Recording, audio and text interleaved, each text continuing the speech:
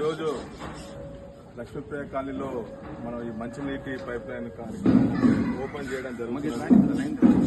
మన colony establish దాదాపు ఒక 6-7 సంవత్సరాలు అవుతుంది. 6-7 సంవత్సరాల మౌలిక వసతులు ఏవి కూడా లేవని చెప్పి చాలాసార్లు తెలియజేయడం జరిగింది. అందులో ఫస్ట్ విడతగా కొన్ని వాటర్ అయితే తెచ్చుకున్నాం. డ్రైనేజ్ రోడ్స్ చాలా వర్క్ ఉన్నది. ఎందుకంటే గత 25-30 సంవత్సరాల కింద వెలిసిన ఇన్ఫర్మేషన్ కాలనీ కానీ అక్కడ ఉన్న కింది కాలనీ కట్ట కింద కాలనీ తీసుకొని ఇప్పటిదాకా డ్రైనేజ్ వ్యవస్థ లేకుండా ఒక్కొక్క కాలనీ చేసుకుంటూ వస్తున్నాము. ఇప్పుడు ఇన్ఫర్మేషన్ కాలనీ దాకా టోటల్ వర్క్స్ అయిపోయినాయి. మనకు కూడా డ్రైనేజ్ నాకు వేరే దగ్గర బడ్జెట్ ఉంటే ఈ డైవర్షన్ చేద్దామని చెప్పి సర్వే కూడా చేయించినాము. ఆల్రెడీ ఇక్కడ మనకు పిఎన్టీ కాలనీకి వెళ్ళిపోయిన ట్రంక్ లైన్ ఒకటి తీసుకువచ్చి ఆ బీటీ ముంగట బృందావన ఏదో లేఅవుట్ ఉన్నది ఆ దాకా ఒక లైన్ వేపిస్తా అని చెప్పి మీకు హామీ వేయడం జరిగింది.